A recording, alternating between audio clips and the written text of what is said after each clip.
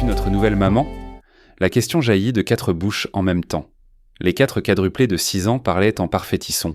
Leurs petites mains bougeaient avec autant de fluidité que leurs paroles, et leurs yeux brillaient d'un espoir désespéré. La femme, debout à côté de l'inconnu qu'elle venait de rencontrer, resta figée, le souffle court. Des larmes brillaient encore sur ses joues après avoir été publiquement abandonnée quelques minutes plus tôt. C'est l'histoire d'une femme sourde qu'on a fait attendre 43 minutes pour un premier rendez-vous qui s'est terminé dans l'humiliation. C'est l'histoire d'un père célibataire qui observait la scène depuis l'autre bout de la salle, se demandant s'il devait intervenir. Et c'est l'histoire de 4 enfants qui ont cru à la magie en rencontrant quelqu'un qui parlait leur langue. Parfois, les pires moments de nos vies deviennent les portes d'un nouvel avenir. Avant de continuer, s'il vous plaît, dites-nous de quelle partie du monde vous nous écoutez. Nous sommes ravis de savoir jusqu'où voyageront nos histoires. Courtney Lane vérifiait son téléphone pour la 43e fois quand elle vit enfin l'homme apparaître à la porte du café. Un soulagement envahit sa poitrine. Il était là. Il était réel et non un énième fantôme disparaissant aux premières difficultés. Elle se leva, lissant sa robe et essayant de cacher le tremblement de ses mains. La lumière automnale, filtrant par les fenêtres du café d'angle, faisait miroiter ses longs cheveux châtains. Elle souriait avec espoir, s'efforçant de ne pas paraître désespérée, bien qu'elle ait attendu si longtemps que son café avait eu le temps de refroidir. Marcus, comme indiqué sur son profil, ressemblait exactement à ses photos. Grand, bien coiffé, portant une chemise parfaitement repassée. Il donnait l'impression d'un homme qui maîtrisait parfaitement sa vie. Courtney fit un signe de la main pour attirer son attention et tapa rapidement un texte sur son téléphone. En levant l'écran pour qu'il puisse lire, elle dit à haute voix « Bonjour, je suis Courtney. Je suis ravie de te rencontrer enfin. » Sa voix sonnait légèrement monotone, comme c'est souvent le cas pour les personnes qui n'entendent pas leurs propres paroles. Marcus s'arrêta à 3 pieds de la table. Son regard fit la navette entre son visage et l'écran. La confusion sur ses traits fit place à l'inconfort. Il n'essaya même pas de s'asseoir. Le sourire de Courtney s'effaça. Elle vit son visage se crisper de gêne, puis d'un dégoût mal dissimulé. Marcus sortit son téléphone et tapa quelque chose rapidement. Le téléphone de Courtney ne vibra pas. Il afficha simplement le message « Désolé, je n'avais pas compris que tu étais sourde. Ça ne me convient pas. J'ai besoin de quelqu'un avec qui on peut communiquer normalement. Bonne chance. » Ces mots furent d'armes plus violents qu'une gifle. En levant les yeux, Courtney vit que Marcus partait déjà. Elle resta là, debout au milieu d'un café rempli d'inconnus, témoin de son humiliation. Jonathan Myers observait la scène et son cœur se serra douloureusement. Il était assis là depuis 21 minutes, essayant sans succès de lire le même paragraphe d'un roman. Son ami Ryan avait annulé leur rencontre pour des raisons familiales, mais Jonathan s'était déjà arrangé avec la baby-sitter, Margaret, pour qu'elle s'occupe de ses quadruplés dans le parc d'en face. Par la fenêtre, il voyait ses enfants, 2 garçons et 2 filles aux cheveux châtains. Ils débordèrent d'énergie sous l'œil patient de Margaret. Jonathan aurait dû profiter de cette rare heure de calme pour se détendre, mais il ne pouvait détacher son regard de la femme près de la porte. Il avait vu son espoir se transformer en humiliation. Les mains de Jonathan se serrèrent sur sa tasse de café. Il avait envie d'aller dire à ce lâche ce qu'il pensait de lui, mais il comprenait qu'il n'était qu'un étranger et qu'il risquait de rendre la situation encore plus embarrassante. La femme se laissa tomber sur sa chaise, les épaules secouées par des sanglots silencieux. Un instant, elle se couvrit le visage, puis se leva brusquement. La chaise racla le sol, attirant l'attention des clients. Attrapant son sac à main, elle se précipita vers la sortie. Dans sa hâte et son désarroi, elle ne vit pas le seuil, trébucha et heurta le cadre de la porte avec son épaule. Son sac lui échappa et son contenu, rouge à lèvres, clés, pièces de monnaie, s'éparpilla sur le sol. Jonathan fut à ses côtés en quelques secondes. « Je vais vous aider, dit-il doucement en ramassant ses affaires. Est-ce que ça va ?» Courtney était assise par terre, le visage rouge de larmes et de honte. Elle le regarda, essayant de lire sur ses lèvres, puis désigna son oreille d'un geste et secoua la tête. Ses doigts tremblants tapèrent sur son téléphone. « Merci, je suis sourde. Désolé pour le dérangement. » Le regard de Jonathan s'adoucit. À la surprise de Courtney, il lui répondit en langue des signes. « Ne vous excusez pas. Vous ne vous êtes pas fait mal ?» Courtney se figea de choc. Ses mains bougèrent automatiquement. « Vous connaissez la langue des signes ?»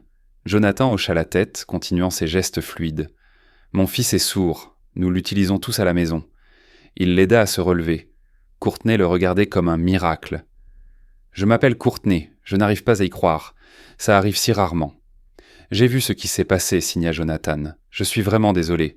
Ce type est un idiot. Courtney émit un son entre un sanglot et un rire. « Merci, c'est exactement ce qu'il est. Pardon que vous ayez dû être témoin de cette catastrophe. »« Vous n'y êtes pour rien, » répondit fermement Jonathan.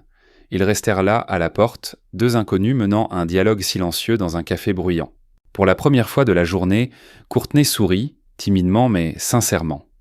Jonathan s'apprêtait à lui proposer un café quand la porte s'ouvrit avec fracas. « Papa !» crièrent trois voix.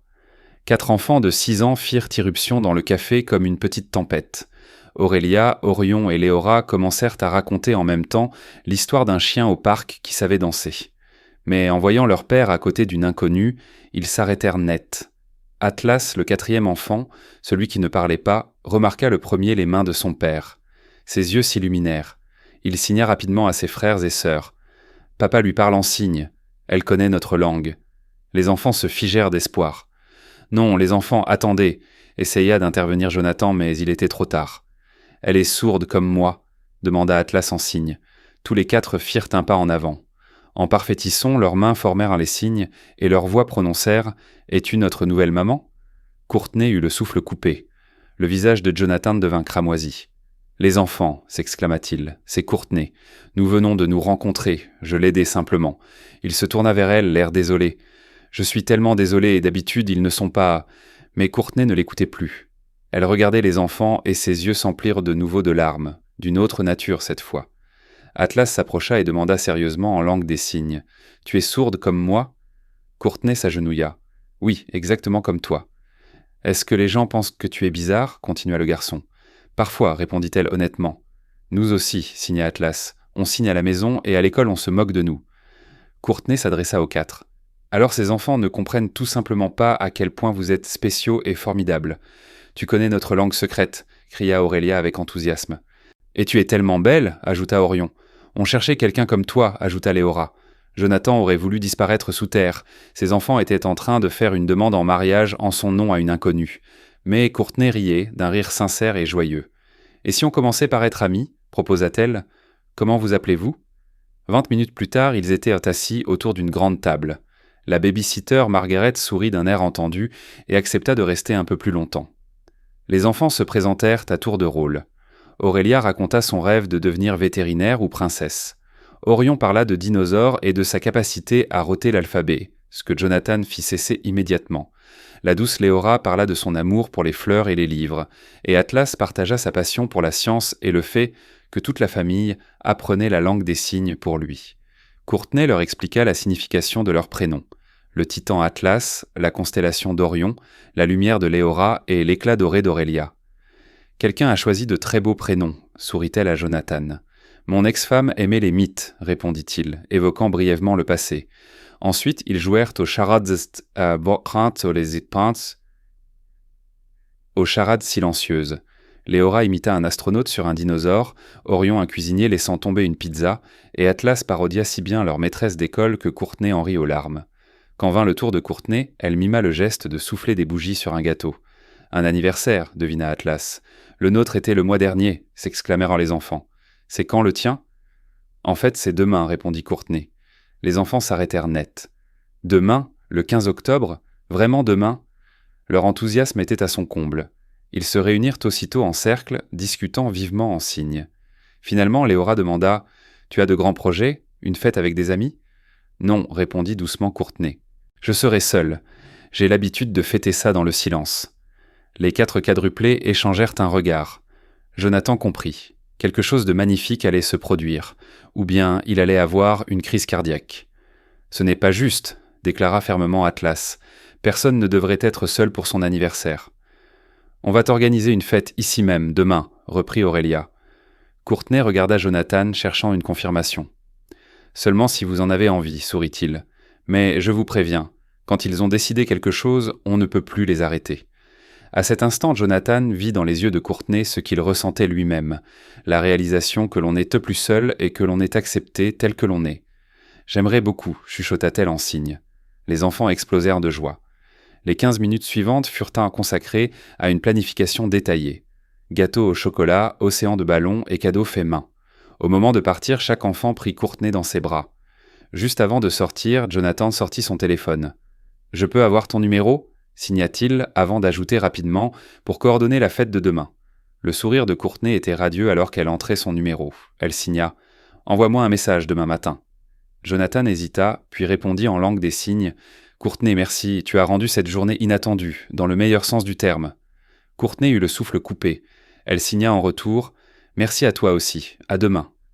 Alors qu'ils sortirent du café, 4 enfants sautillaient joyeusement, suivis par un père perplexe qu'ils traînaient à leur suite. Jonathan jeta un coup d'œil en arrière. Courtney les observait à travers la vitrine. Elle leva la main en un petit geste d'adieu. Son visage s'était métamorphosé.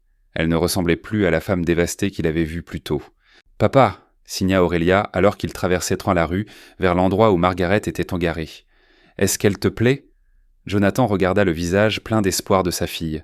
« Je viens juste de la rencontrer, ma chérie. »« Mais est-ce qu'elle te plaît ?» signa Orion avec plus d'insistance. Jonathan pensa au sourire de Courtney, à la façon dont elle s'était mise à la hauteur d'Atlas, à la manière naturelle dont elle s'était intégrée à leur dynamique familiale chaotique. Il signa honnêtement « Oui, elle me plaît ». 4 visages s'illuminèrent, comme s'ils venaient d'annoncer que Noël était arrivé en avance. Ce soir-là, une fois les enfants enfin couchés, un processus qui avait pris 45 minutes de plus, car il n'arrêtera pas de se relever pour poser des questions sur la fête du lendemain, Jonathan était assis sur son canapé en cuir usé avec une bière qu'il ne buvait pas vraiment. Ses pensées revenaient sans cesse au café, au visage de Courtney quand il était parti, à la façon dont ses yeux s'étaient illuminés quand elle avait compris que Jonathan connaissait la langue des signes, à la joie débridée de ses enfants de rencontrer quelqu'un qui parlait leur langue, qui ne les trouvait pas bizarres. « Tu es notre nouvelle maman ?» Il avait voulu disparaître sous terre à ce moment-là, mais en se rappelant le rire de Courtney, la façon dont elle avait joué avec ses enfants, la facilité avec laquelle elle s'était fondue dans leur monde étrange, gestuel et chaotique, les pensées de Jonathan dérivèrent vers le passé, attirées par le poids des souvenirs. 7 ans plus tôt, Jonathan avait 28 ans et croyait avoir tout compris à la vie. Il était marié à son amour de fac, Amy Roland, belle, ambitieuse, rêvant de scènes de Broadway et d'écrans de cinéma. Elle avait mis ses rêves de côté quand ils s'étaient mariés, prenant un emploi en coulisses dans une troupe de théâtre locale. Lorsqu'ils apprirent qu'elle était enceinte, ils furent ravis. Mais quand l'échographie révéla non pas 1 ni 2 mais 4 bébés en bonne santé, leur joie se mêla à une pure terreur. « Des quadruplés », avait dit le médecin. Sa voix était prudente. La probabilité est d'environ 1 sur 709 000 grossesses. Amy avait serré les mains de Jonathan si fort que ses ongles avaient laissé des marques en forme de croissant dans sa paume. « 4, avait-elle chuchoté. Nous allons avoir 4 enfants. Ils avaient ri et pleuré tous les deux dans ce cabinet médical stérile, abasourdis par l'ampleur de ce qui les attendait. Atlas, Orion, Léora et Aurélia virent le jour par une froide matinée de septembre après une césarienne d'urgence. Jonathan avait tenu chaque minuscule paquet, incroyablement petit, incroyablement parfait, et avait senti un amour féroce le submerger, réécrivant toutes les priorités qu'il avait pu avoir. Les 2 premières années furent un chaos tenu par la caféine et une détermination obstinée.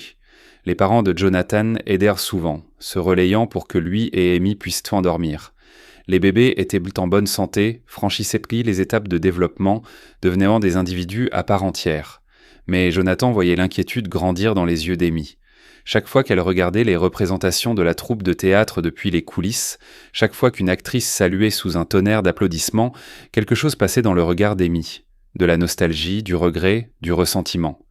Quand les quadruplés eurent 2 ans, tout s'effondra. Amy l'assit un soir après que les enfants se furent enfin endormis après de longues histoires, des négociations et un changement de couche d'urgence.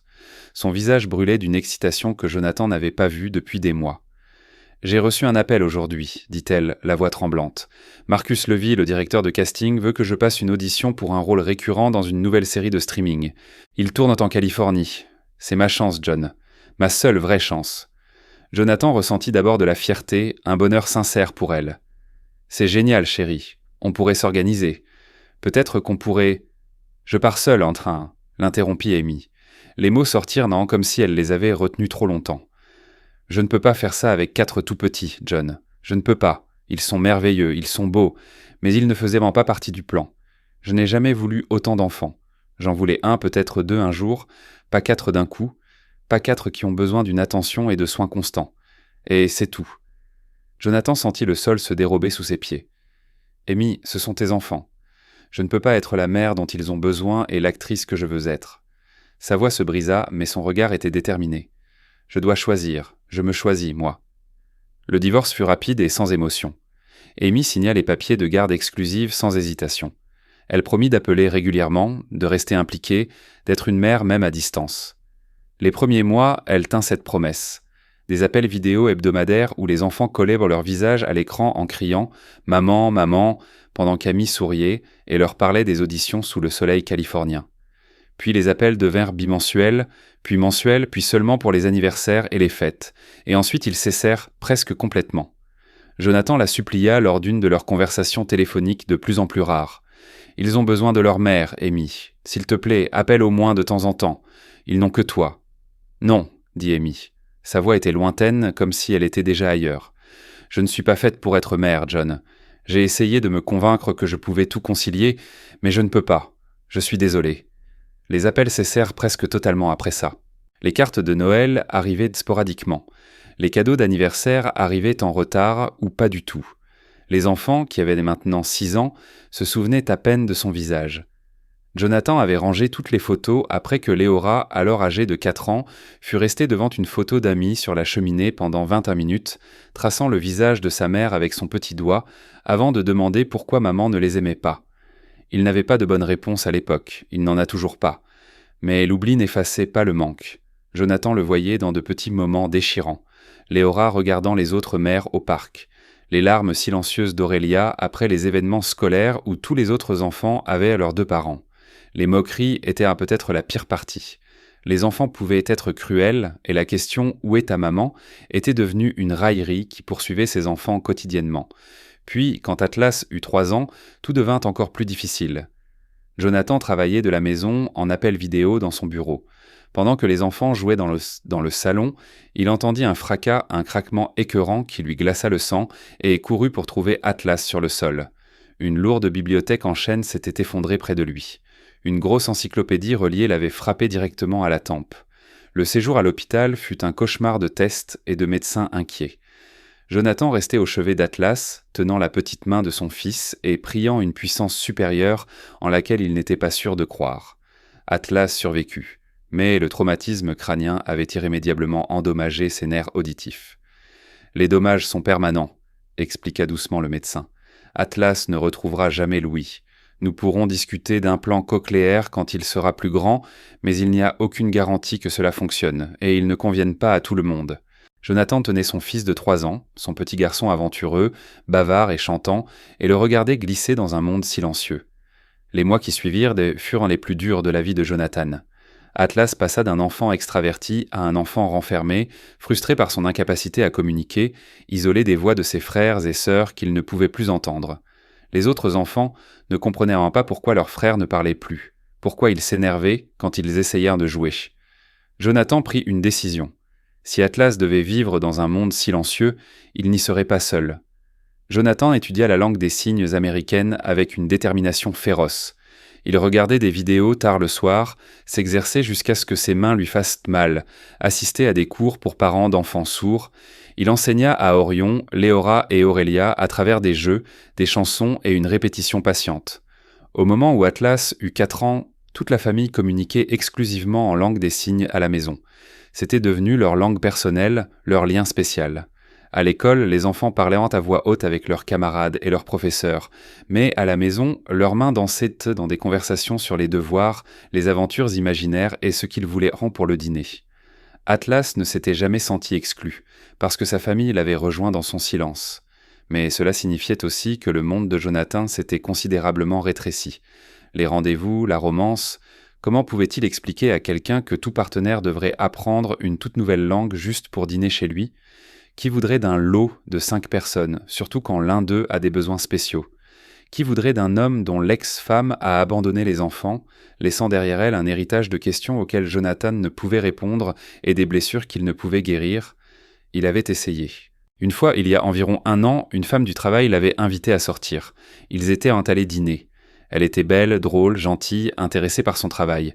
Mais quand il avait essayé d'expliquer pour les enfants, pour Atlas, pour l'exigence de connaître la langue des signes, il avait vu son visage se fermer. « C'est trop », avait-elle dit poliment. Je ne pense pas être prête pour ce niveau de complexité. Après cet incident, Jonathan n'avait plus essayé. Jusqu'à aujourd'hui, jusqu'à ce qu'une femme sourde trébuche à l'entrée d'un café et que tout le monde soigneusement construit de Jonathan ne bascule, son téléphone vibra. Le nom Courtney s'afficha sur l'écran. Je voulais juste te remercier encore pour aujourd'hui. Tes enfants sont merveilleux.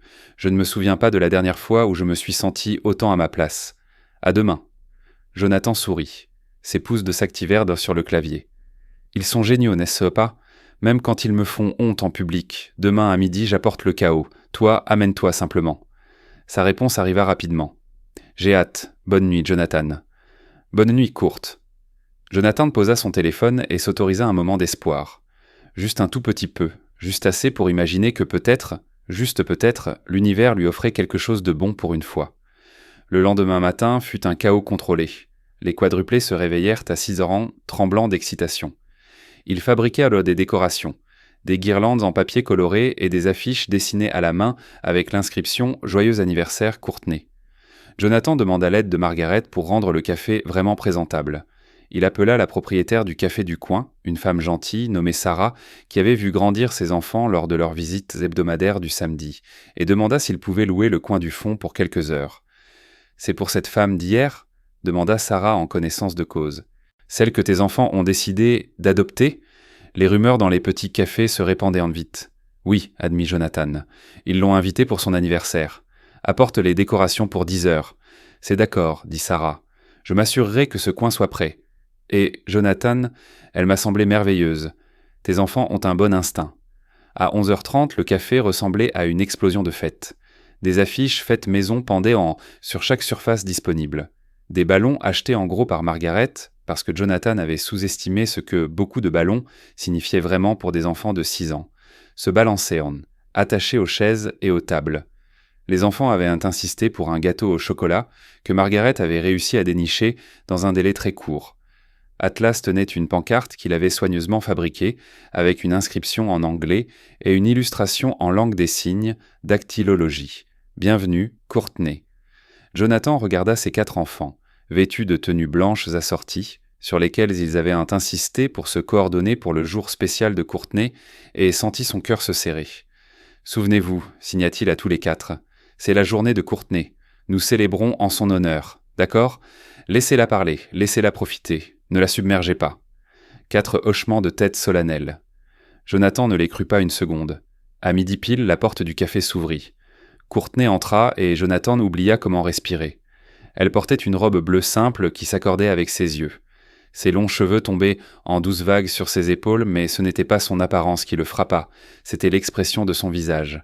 Un espoir nerveux mêlé à une excitation sincère, comme une personne invitée à une fête et qui ne pouvait pas tout à fait croire que c'était réel. « Surprise !» signèrent les 4 enfants en même temps. Leurs visages rayonnaient. Les mains de Courtney volèrent à sa bouche.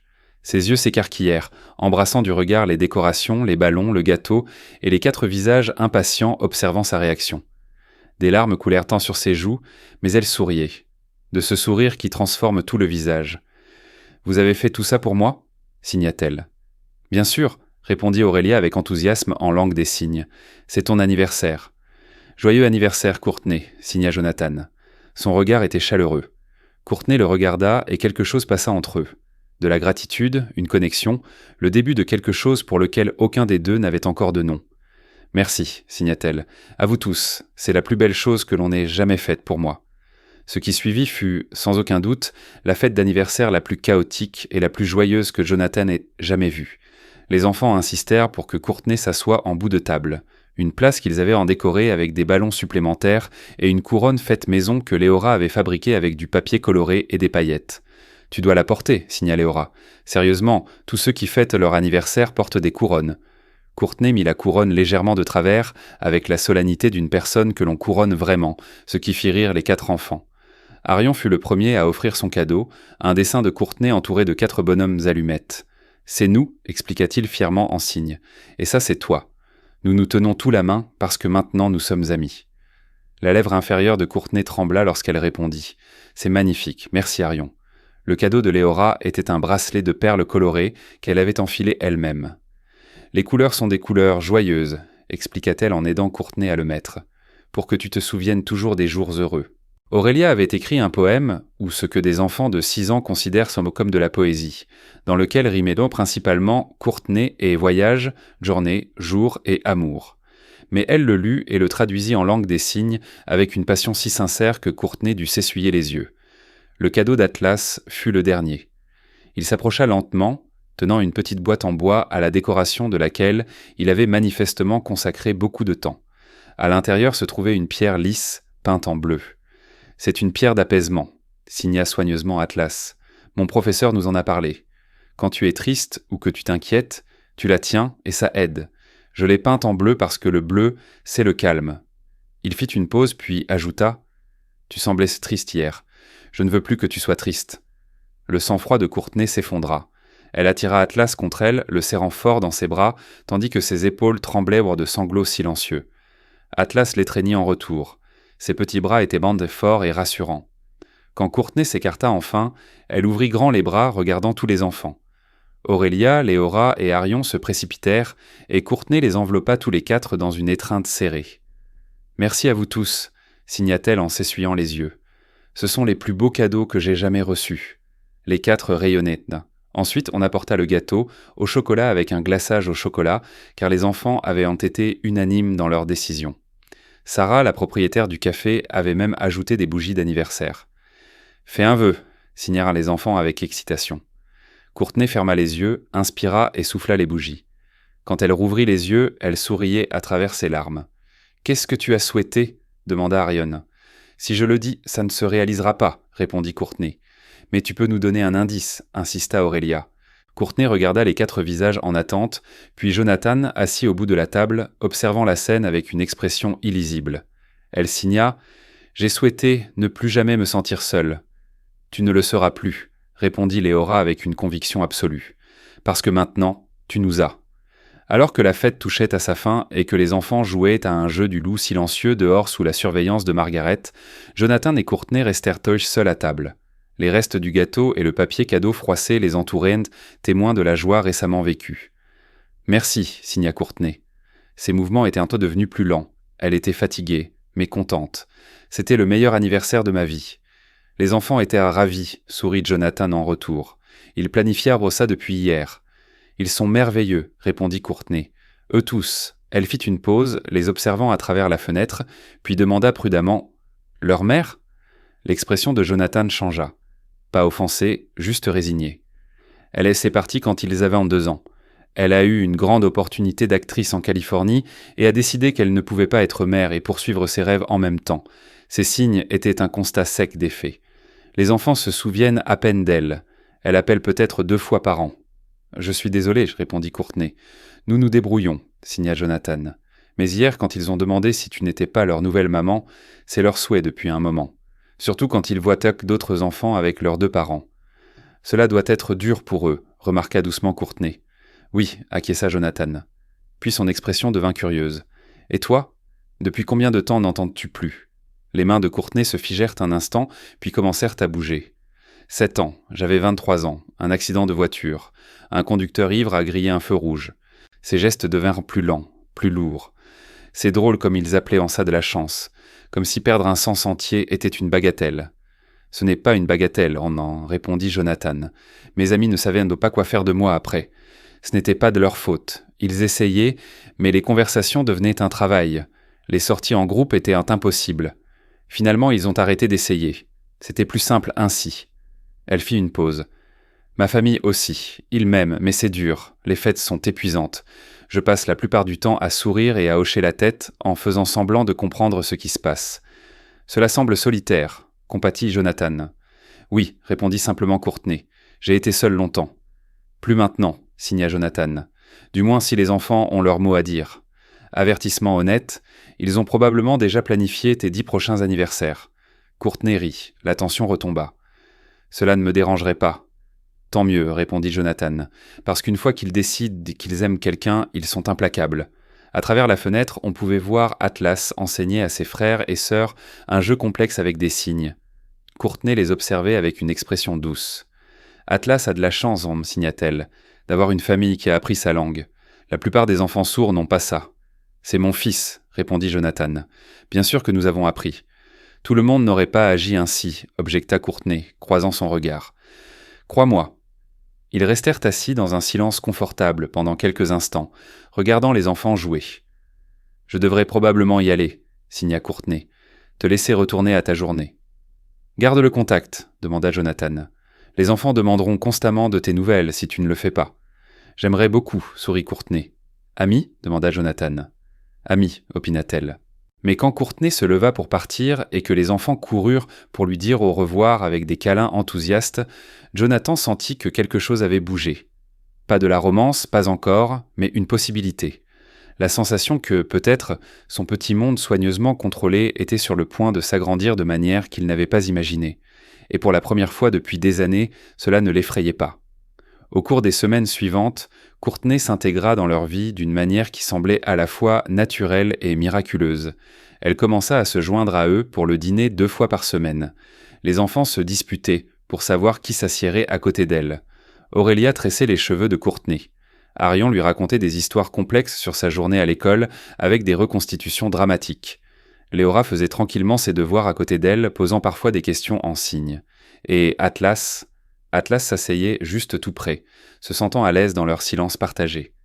Un jeudi soir, 6 semaines après la fête, Courtenay aidait à mettre les enfants au lit quand Aurélia la regarda avec des yeux sérieux. « Je peux te demander quelque chose ?» signa Aurélia.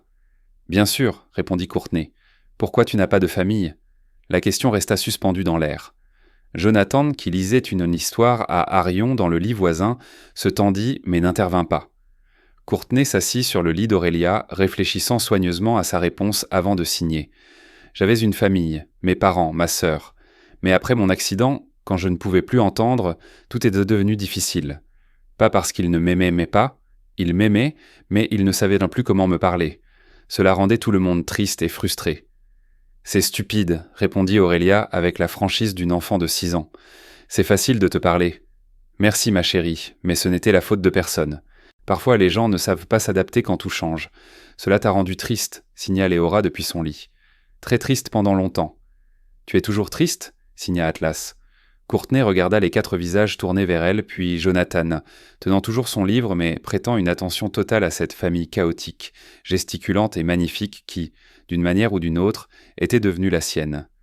Plus maintenant, honnêtement, signa-t-elle. Pas depuis que je vous ai rencontré. Atlas hocha la tête avec satisfaction. Bien parce que maintenant tu fais partie de notre famille. Signa Courtenay. Sa gorge se serra. 4 têtes hochèrent à l'unisson. Tu parles notre langue, signa Aurélia. Cela fait de toi un membre de la famille. L'amitié entre Jonathan et Courtenay évolua progressivement vers quelque chose de plus profond. Il y eut des soirs où ils restaient éveillés à discuter après que les enfants se soient endormis, communiquant par signes dans la lumière tamisée de la cuisine, partageant des histoires sur leur enfance, leurs rêves et les chemins qui les avaient menés à ce café. Il y eut ce samedi au zoo où Aurélia s'écorcha le genou, et ce fut Courtenay qui la rattrapa, embrassa l'égratignure et signa « Tu es tellement courageuse », alors que la petite avait le hoquet à force de pleurer.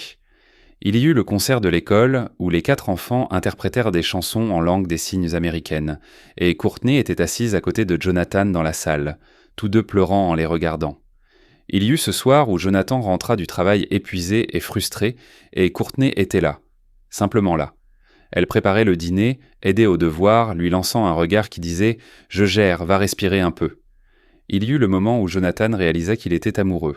C'était un mardi, rien de spécial, juste un mardi ordinaire. Courtenay était assise à la table de la cuisine, aidant Léora avec ses maths. Atlas construisait quelque chose avec des cubes à côté. Aurélia et Arion se disputaient pour savoir à qui c'était le tour de nourrir le poisson rouge. Les cheveux de Courtenay s'échappaient d'un épées de sa queue de cheval. Elle avait de la farine sur la joue à cause des biscuits qu'ils avaient essayé de faire plus tôt. Elle signait d'une main pour Léora et de l'autre pointait l'exercice, se sentant absolument à l'aise dans ce chaos. Et Jonathan pensa « C'est ce que je veux pour le reste de ma vie ». Ce soir-là, après que les enfants furent couchés, Jonathan demanda à Courtenay de rester. « Je dois te dire quelque chose », signa-t-il. « D'accord », répondit Courtenay en signant, l'air nerveux. « Je suis amoureux de toi. » Les mains de Courtenay se figèrent en plein mouvement. Ses yeux s'écarquillèrent. « J'ai besoin que tu saches que je t'aime. Pas parce que tu es pratique ou parce que tu t'entends bien avec les enfants, même si c'est le cas. Je t'aime parce que tu es gentille, patiente et courageuse, parce que tu me fais rire, parce que tu vois mes enfants comme une bénédiction, et non comme un fardeau, parce que quand j'imagine mon avenir, tu y es. » Les mains de Courtney tremblaient lorsqu'elle commença à répondre par signes. « Jonathan, tu n'as pas besoin de dire quoi que ce soit. » Il l'interrompit rapidement d'un geste. « J'avais juste besoin que tu le saches. » Jonathan s'adressa de nouveau à Courtney, cette fois plus fermement. « Arrête de signer une seconde et regarde-moi. » Elle le regarda. Puis elle se pencha en avant et l'embrassa. « Je t'aime aussi. Je t'ai aimé depuis cette première fête ridicule quand tes enfants me regardaient comme si j'étais magique. J'avais juste peur de croire que c'était réel. »« C'est réel, » signa Jonathan, pressant son front contre le sien. « Alors c'est réel. »« Oui, » signa Courtney, riant et pleurant en même temps. « Oui à tout ce que cela deviendra. » 12 mois plus tard, par un clair après-midi d'octobre, Jonathan se tenait dans ce même café du coin où tout avait commencé, nerveux comme il ne l'avait pas été depuis des années. Il avait impliqué les enfants dans la planification de la demande, ce qui, avec du recul, était peut-être une erreur, car aucun d'eux ne savait garder un secret, même si leur vie en dépendait. Courtney pensait que c'était leur rendez-vous café habituel. Elle arriva en jean et pull, les cheveux relevés en un chignon négligé, ne se doutant pas de ce qui l'attendait. Ils étaient assis à la même table près de la porte, celle où ils s'étaient rencontrés pour la première fois depuis environ 15 minutes, lorsque la porte du café s'ouvrit à la volée. Les 4 enfants firent irruption à l'intérieur, portant des t-shirts identiques avec l'inscription « Oui » et le dessin de ce mot en langue des signes. La bouche de Courtney s'ouvrit de surprise, et Jonathan se leva, le cœur battant la chamade. Les 4 enfants se précipitèrent pour former un demi-cercle autour de la chaise de Courtney. Leurs visages rayonnaient d'excitation et d'une terrible incapacité à cacher les surprises. « Courtney » signa Jonathan, les mains tremblant légèrement. « Tu es entré dans nos vies quand nous avions le plus besoin de magie. Tu as appris à mes enfants qu'être différent est magnifique. Tu m'as appris que je peux aimer à nouveau et que je n'ai pas besoin de le faire seul. » Courtney sanglotait maintenant ouvertement, hochant la tête avant que ses mains ne puissent former des mots. Finalement, elle signa « Oui, oui, 1000 fois oui ». Le café explosa d'applaudissements. Les enfants crièrent, enfin 3 d'entre eux crièrent. Atlas sautait sur place, sentant les vibrations et souriant. Jonathan passa la bague au doigt de Courtney, puis l'attira contre lui. « Je t'aime » signa-t-elle contre sa poitrine. « Je t'aime aussi » répondit-il. « Merci d'avoir trébuché dans cette porte. » Courtney rit à travers ses larmes. « Merci de m'avoir aidé à ramasser mes affaires. » Quelques mois plus tard, par une belle matinée de printemps, Courtney Lane devint Courtney Myers lors d'une cérémonie entièrement menée en langue des signes, avec un interprète pour les invités entendants. La petite salle était remplie d'amis et de familles. Les 4 enfants participèrent à la cérémonie de mariage. Atlas était le porteur des alliances, les portant avec une importance solennelle. Aurélia et Léora étaient les demoiselles d'honneur jetant des pétales, avec un enthousiasme inégal. Arion mettait l'ambiance, ce qui signifiait apparemment qu'il faisait rire tout le monde en signant des blagues à des moments inappropriés. L'officiant parlait en langue des signes, tandis que l'interprète traduisait pour les invités. Lorsque vint le moment des vœux, Jonathan et Courtney durent faire des pauses, submergés par l'émotion. Jonathan signa « Tu m'as appris que les choses brisées peuvent devenir magnifiques, que les familles ne naissent pas simplement. Elles se construisent, que l'amour parle toutes les langues, surtout celle du silence. » Courtney répondit en signe. « Tu m'as montré que je n'étais pas brisé. J'attendais simplement. » 4 enfants demandant « Tu es notre nouvelle maman ?» Ce n'est pas de la folie, c'est le destin. La maison n'est pas un lieu. C'est toi, c'est eux, c'est nous. Lorsque l'officiant signa « Vous pouvez vous embrasser », Jonathan attira Courtney contre lui et l'embrassa, tandis que leurs 4 enfants se réjouissaient et que les invités applaudissaient dans un mélange de sons et de signes. À la réception, Atlas prononça un discours en langue des signes qui fit pleurer tout le monde une fois de plus. Ses petites mains bougeaient avec une précision prudente. Avant Courtney, je me sentais différent, comme si quelque chose clochait chez moi. Mais Courtney est comme moi, et elle va bien. Elle était parfaite. Elle m'a appris qu'être sourd ne signifie pas être moins, c'est être soi-même. Et être soi-même est désormais normal, parce que j'ai une famille qui m'aime exactement telle que je suis. Merci d'être devenue notre maman, signa Atlas. Nous t'avons attendu toute notre vie. Courtney le serra si fort qu'il poussa un petit cri. Et quand elle se recula, elle signa « Je vous attendais aussi, je ne le savais simplement pas. » La dernière danse de la soirée fut une danse familiale. Tous les 6 sur la piste bougeaient au rythme d'une musique que seuls 4 d'entre eux pouvaient entendre. mais ils pouvaient tous la ressentir dans les vibrations des haut-parleurs, dans la joie vibrant dans leurs os. Courtney tenait les mains d'Atlas pendant qu'il tournoyait. Son visage rayonnait de bonheur. Jonathan tenait Léora sur ses pieds, la laissant danser, tandis qu'Aurélia et Arion essayaient d'exécuter un déhanchement coordonné qui ressemblait à un chaos organisé. Atlas arrêta soudain de tourner et demanda par signe à Courtney « Tu es heureuse ?» Courtney s'agenouilla pour être à la hauteur de ses yeux. Sa robe de mariée s'étala autour d'elle. « Plus heureuse que je n'aurais jamais pu l'imaginer. »« Bien, » signa Atlas avec une satisfaction sérieuse, « parce que maintenant tu es à nous pour toujours. »« Pour toujours, » signa Courtney en réponse, l'attirant dans ses bras. L'un après l'autre, les 3 autres enfants rejoignirent en croix l'étreinte, enroulant leurs petits bras autour de Courtney, jusqu'à ce que Jonathan n'ait d'autre choix que de se joindre à eux, enveloppant les 5. À cet instant, serrés les uns contre les autres, au milieu de la piste de danse, avec la musique et les rires tourbillonnant autour d'eux, ils se sentaient incomplets. Plus de solitude, plus de recherche, plus de doute à savoir s'ils étaient trop ou pas assez. Ils s'étaient entrouvés de la manière la plus inattendue. Par un trébuchement, une main tendue et 4 enfants qui croyaient en la magie avant même que les adultes ne sachent qu'elle existait. Parfois, les familles ne naissent pas. Parfois, elles se construisent. Un geste, un sourire, un acte de bonté à la fois. Et parfois, les personnes qui se sentent les plus brisées sont précisément celles qui sont destinées à se rendre entières mutuellement. C'était leur début, c'était leur pour toujours, c'était la maison. Si cette histoire a touché votre cœur comme elle a touché le mien, s'il vous plaît, ne la laissez pas s'arrêter ici. Qu'elle vous rappelle que la bonté compte toujours, que la compassion change des vies et que l'espoir n'est jamais vain. Abonnez-vous et faites partie de notre famille. Des histoires qui élèvent l'âme vous attendent, nous rappelant que la lumière trouve toujours le chemin du retour. Si ce moment vous a ému, partagez-le avec vos amis.